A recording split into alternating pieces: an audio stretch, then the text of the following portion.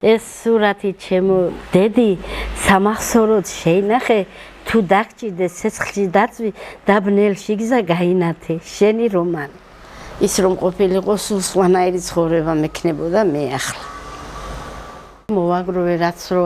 იყო დარჩენილი სურათები ეს ოსიაურშია გადაღებული იქ წვრთნებზე რო დადიოდე და სულ ცირკობდა სულ მაიმუნობდა დედაო მე არ ვარო ომშიო მე სენაკის ტყეში ვართო გახიზნულიო მეზობლად თავისი კლასელი ცხოვრობდა ხოდა იმისთვის ეთქვა რომ ნარგიზიო დედაჩემს არ უთხრა რომ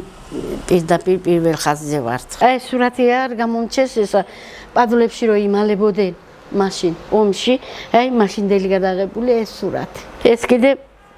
ძალიან გასუგდი მეთქი და გედე იყო სურათი და დედა ვარჯიშობ უკვე ფეხში იყო დაჭრილი და ექიმ მოუთხრა ზოიძეო წადიო რომ ფეხიო ცუდად გაქვსო და არ შეიძლებაო შენ და ძლიერი გამაყუჩებლები მომეცი ექიმო და მე ჩემ ბიჭებს აქ ვერ დავტოვებო და უკან შებრუნდა მე კლავში მხარში დაჭრილი იყო კიდე და ისე დაჭრილმა 2-3 ის გადმოიყვანა შინდიში დაჭრილები გადმოიყვანა მხრით და ისინი 1-2 წელია დაიღუპა კალმახელიძე და 2 ცოცხალი არიან დღეს კიდევ და მუშაობენ ჯარში მე ბოლოს 9-ში ველაპარაკე საღამოს დარეკა დედიო არ მცალიაო როგორ ხარო რა შობიო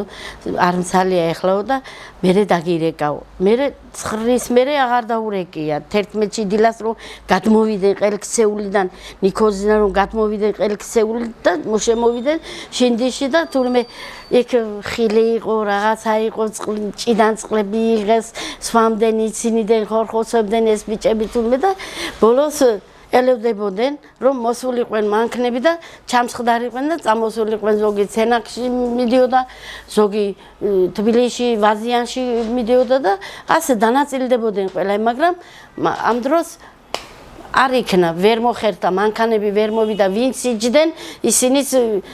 გზა არ იყო გახსნილი რომ მე გამოსულიყვენ და ამ დროს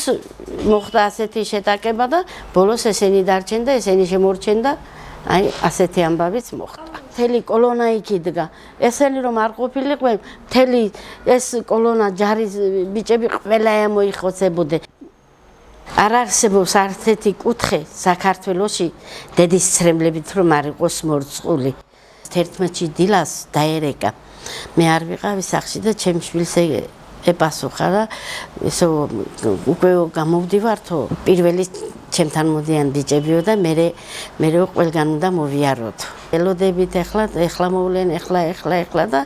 ბოლოს მე ტელევიზორიც გათიშუ აღარ აჩვენდა ტელევიზორებიც რომ რამე დაგვენახა და რაღაცა ეს იყო და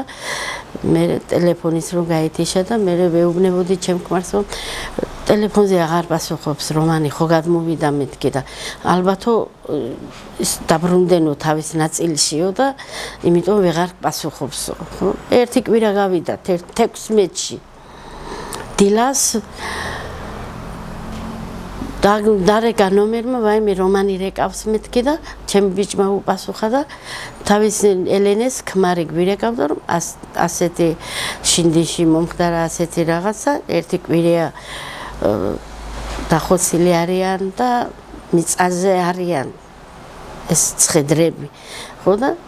წავიდნენ მთელი მეზობლებმა იმათმა მე კიდე არ ვიცოდი არაფერი წავიდნენ ჩევიდნენ ჩვენ დნმ-ის ანალიზით ამოვიცანით იმიტომ რომ ასკოლკა მოხვედრია 2 იყვენ უკვე დარჩენილი და ასკოლკა რომ მოხვდა რომ სისხლიდან ეცლებოდა ეხვეწებოდა ალეკოს რომ გეხვეწებიო წადიო შენო და შესანდობარზო მაინცო იტყვიო ჩემს საფლავოზე მოხვალო და მშობლებსო გააგებინე რომ კდებიო ხო და არაო მე შენო არ დაგტევი აქ რაც არ უნდა ის იყოსო და მე ბოლოს რომ მამა მოძღვარი ყავდა ალეკოს ხო და ურეკავდა მოძღვარს რომ ისო წაგვიკითხეო ლოცვებიო რომ იმიერში უნდა გადავიდეთო იცოდა უკვე ტყვედა არ ჩავბარდები და მანამდე რომ მისულა თავის ოჯახში დედამისისთვის უთქმია რომ დედაო არალიო გამორიცხული რომ ომი შეიძლება იყოსო და ერთი ჯარისკაცის რომეო დამეღუპოსო მე იქიდან ოცოცხალი არ გამოვალო მოძღვარს რო ურეკავდა მოძღვარმა რომ არ უპასუხა მე მან თვითონ წაიკითხა მამაო ჩვენო და ასე ფეხებში ქონდა დადებული და უკვე აქტიურ ფორმაში და რომ გაიხსნა და 300 რადიულში იხსნება ეს ლიმონკა და ასე გადავიდნენ იმიერ საქართველოში ალეკოს არაფერი შევეძლო რომ გაქცეული იყო და დამალული იყო თავისთავად ჩემი შვილი კდებოდა მაინც სისხლიდან იცლებოდა მაგრამ მაინც არ დატოვა ნათლული და ხელში ასე ჩახუტებულმა აი ასე წავიდნენ იმიერ ქვეყანაში ეს ამბავი მოგვიყვა თენგიზ ცანავა ეს იყო კალმახელიძე და ჩიტაძე ეს სამი იყვნენ ხო და ამათ ყველაფერი ახსოვდათ ყველაფერი ესმოდა გულის პირით მიხოხავდნენ მიდიოდნენ რომ მისულიყვენ ონიანთან მაგრამ ვეღარ მიაღწიეს უკვე ლიმონკა რომ გახსნა ონიანმა ვეღარ მიაღწიეს ახლოს მათთან და ეს სამი ყვებიან ამ ამბავს თუ არა ჩვენ იქ არ ვიყავით და ჩვენ არაფერი არ დაგვინახია. ცანავა ამბობს რომ ცოტაო ყურშიო მესმოდაო ალეკოსი ხმა მაგრამ იმ დონეზე დაჭრილი ვიყავი და იმ დონეზე რომ ხმის ამოღება არ შემეძლო. ძალიან დიდი ქელეხი გადაუხადე თელის მის უფროს ყველა მოვიდნენ სულ აბსოლუტურად. მეგონა იმ დონეზე ტყვაზე ვერ ვიყავ რომ მეგონა რომ ქორწილი იყო და მივედი და დავიწყე საქმე და ჩემი კარის მეზობელი მყავდა ჟუნა და იმამ ითხრა მარინა შენ წადიო დაისვენეო და ჩვენ ყველაფერს გავაკეთებ და მე ვთხარ ჩემი შვილის ქორწილია მე ვთხარ და არ იმ ტყვაზე უკვე აღარ ვიყავ იმ დონეზე და მიხდნენ რომ ქალებმა რომ ვერ არის თავის ჭკვაზეო. დაქორწინებას აპირებდა? კი, ქუთაისელი იყო გოგო, მაგრამ ოღონდაც აჭარელი იყო, ფუტკარაძე იყო. ხო და თავისი მშობლები საბერძნეთში იყვნენ და წავიდეთო რომანიო იქაო და იქ დავიცხოვროთო ცოტა ხნითო და მე ხომ ბაღში არ ვარ რომ გავაგდო ჯარი და წამოვიდე და რაღაცაო და არ გაყვა. ხო და მე იმ გოგომ წავიდა და ეს ამბავი რომ მოხდა ერთი თვე იყო გასული და ტელეფონი მოგვივიდა მაგრამ როგორ იყო ისე ნახევრად დამწვარე ხო და ის ამოვიღეთ ნომერი და ჩემ შვილს ჰქონდა უფროს ხო და რეკავს ერთი დღე არის რეკავს ვიღაცა და რომანი რატო არ პასუხობო და ჩემ უფროსმა შვილმა უთხრა რომანი არ ვარ მე ძმა ვარ მისიო და ასეთი ამბავი მოხდაო და ესე იგი ისე იკივლაო მე მაშინ არაფერი აღარ მახსოვსო ისე იკივლა რომ მთელი ერთი თვე ყური მიწივოდაო სიმწრისგანო ჩემი შვილმა ილაპარაკა და ბოლოს ჩამოსული იყო სწავლობდა გოგო უნივერსიტეტში ქუთაისში და ჩამოვიდა და რომ ასულიყო თლად ყვავილებით იყო სავსე სასაფლაო და რაღაცა ის ქონდა ის მოეხსნა და იქ დაეტოვებია ნაჩუქარი არ მოესწრა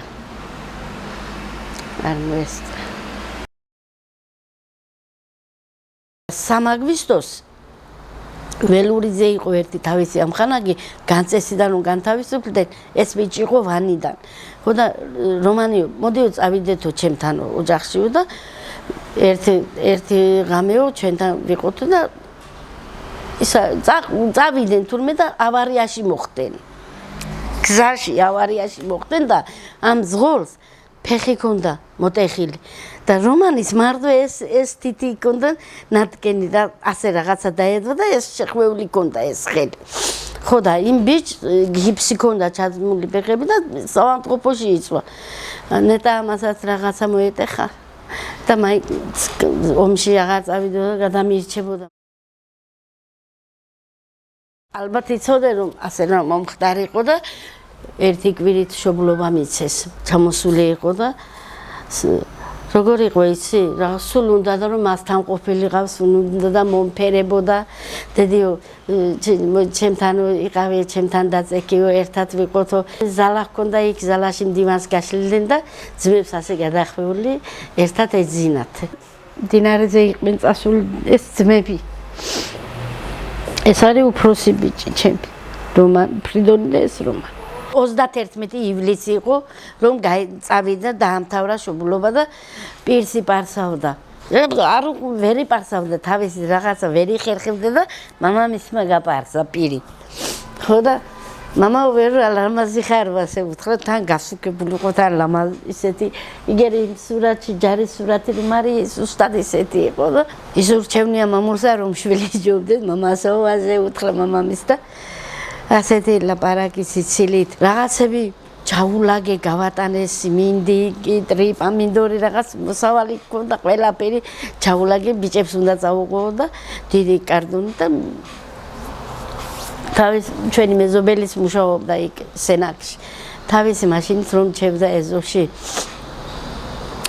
და რომ დაჯდა 3 კრუგი დაარტყეს ასე корпуს და უყურებდი ზებიდან უყურებდი და ხელს ასე რომ მიქნებდა აი ის ცხოვრებაში არ დამავიწყდება და ისე წავიდა. მაშინ მუშაობდა უკვე ჩემი ბიჭი სადახლო იმას წითელი ხიდზე მუშაობდა მაშინ მესაზღვრე იყო და დატოვა და ჩავიდა თბილისში რომ ჩემი ძმა ომშია და მეც უნდა წავიდეო და უფროსობამ არ გაუშვა რომ შენო ისო იქ ომში ხალხს იცავსო შენო საზღვარი დაიცავიო და მაშინ მადლობები გადაუხადეს ჩემ შვილიშვილს და შვილს. ხო და ის საზღვარზე მუშაობდა.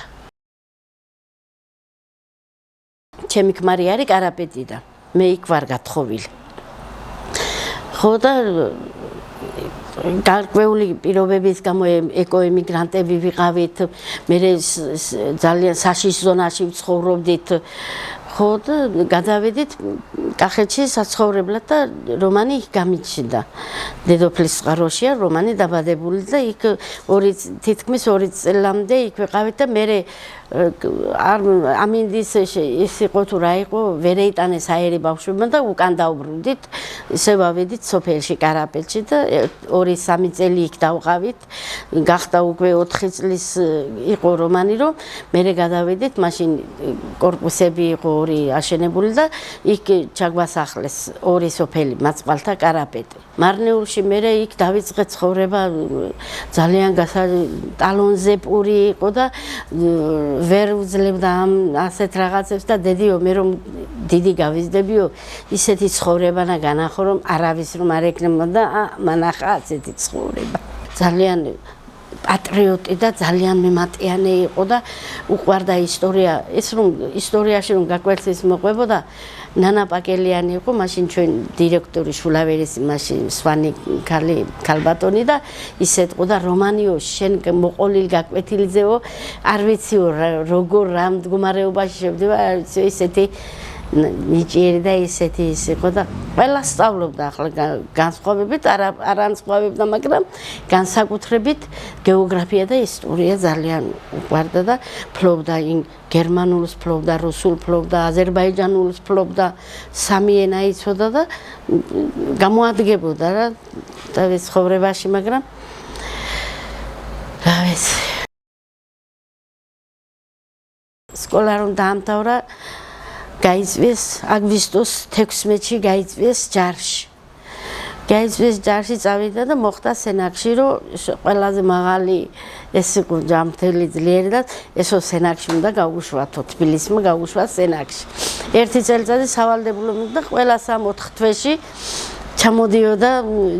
ხშირად ვერ მოდიოდა სახში შორს რო ვიყავით და 75 მანეთი ფული ლარი ხელფასი ქონდა სავალდებულოში.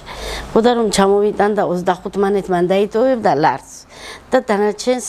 მე მომცემდა რომ დედა რაღაცა იყიდებიო ოჯახშიო და აი ასეთი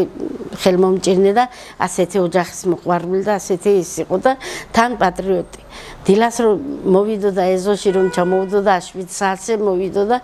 დაიყვირებდა ეზოში დედა სამშობლო ცხინვალი მეძახის. ამ სიტყვებით შემოდიოდა ეზოში. ხო და მე პირველი მიდიოდა ძროხებთან უყვარდა ძალიან უყვარდა ძროხები ესენი ყველაფერი უყვარდა ყველაფერზე პატენდა რომ ჩამოვიდოდა მეზობლებს უხარიოდათ რომ რომანი ჩამოვიდაო და ყველა ეფერებოდა და ეხვეოდა და კოცნიდა ისე უყვარდნენ ყველას მე ვუთხარ შენ რომ მოაწერო უცბად კონტრაქტზე ხელი მეუთხარი მე მეხუთედან გადავარდები და მოვუკდები იცოდე მეთქი და გაგიჟდა გედაირია რომ ესო რა მითხარო დედაო რა მითხარ ესაო დღესო სამშობლოსო ვჭირდებით ჩვენო შენ ეგ არისიო შენ პატრიოტიკალი ხარო და ეგ როგორ მითხარიო და გაგიჟდა გედაირია ჭკვალი და გამოვარდა ეზოში წავიდა 4 წლიანი იყო მაშინ კონტრაქტი და ხელი რომ მოაწერა და დედაო ეს 4 წელი ბარემ მოვიმუშავებო ბიჭებსო აღარ დავტოვებო ყველაო გადავდივართ ერთათო რა ეს 20-ეული ხო და მე რომ ჩამოვა და დროს ადგარბის ვიქნებიო რაღაცა 23 წლისო რა ხო და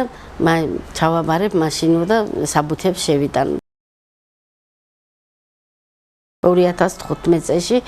გადმოიყვანეს ჩემი ბიჭი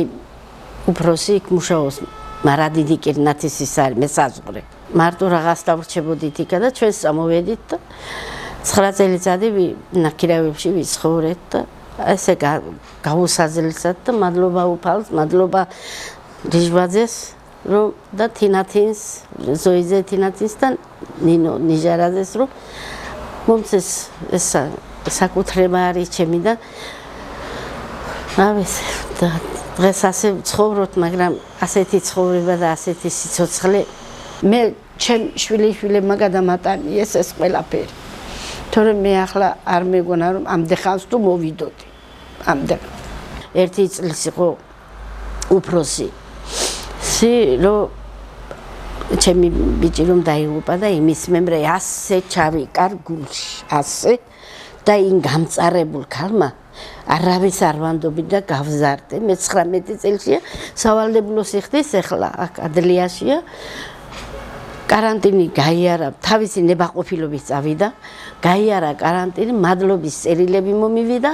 და ქებისიგელით მომივიდა ოჯახში და ეხლა იქ გადის ნოემბერში ამთავრებს მეორე შვილიშვილი გადავიდა მე-12 კლასში და წარმატებული და ძალიან ჭკვიანი შვილიშვილები მყავს და ამით მადლიერი ვარ დნმ-ის ანალიზი მოგვივიდა რომანის ისე ამოვიცანით და იმ დღეს გაგვიჩნდა მეორე შვილიშვილი და დავარქვით რომანი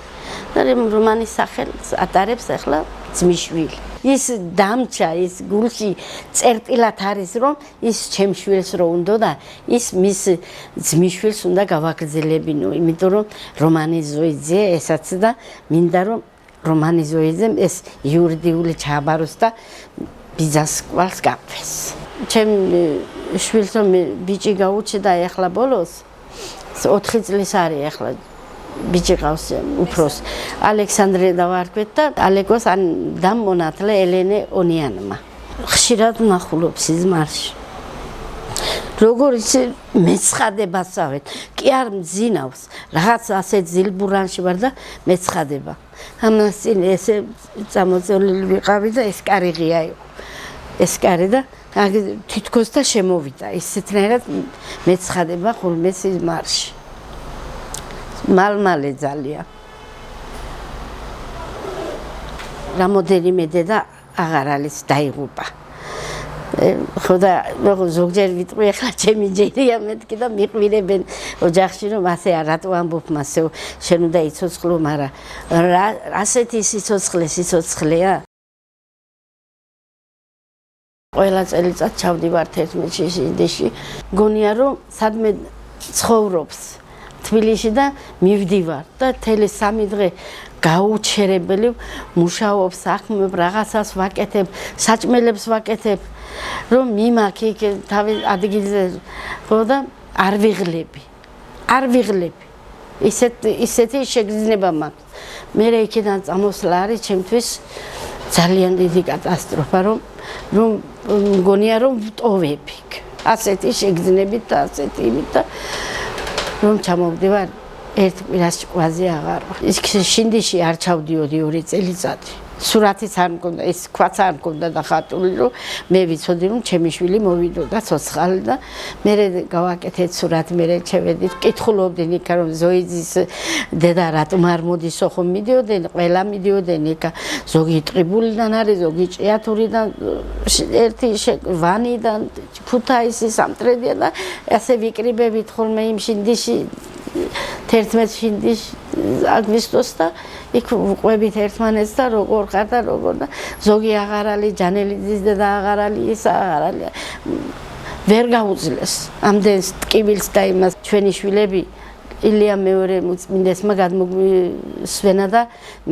მაგი რო არ ყოფილიყო მე ჩვენ სასაფლაო არ გვექნებოდა და იქ დალპებოდნენ ალბათ ჩვენი გმირი ბიჭები იმით გვაქვს ჩვენ სასაფლაო მუხათ გვერდში მყავს დასაფლავებული ძმათა სასაფლაოზე ჩემი შვილი მე ამაყება რომ ასეთი შვილები დავზარდე და ერთი გმირი შვილი მყავს ერთი მესაზღვრე მყავს უფლის წყალობით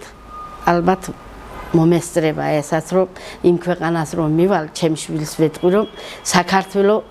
გამთლიანდა და ჩვენი სამშობლო არის ღირსეული და წარმატებული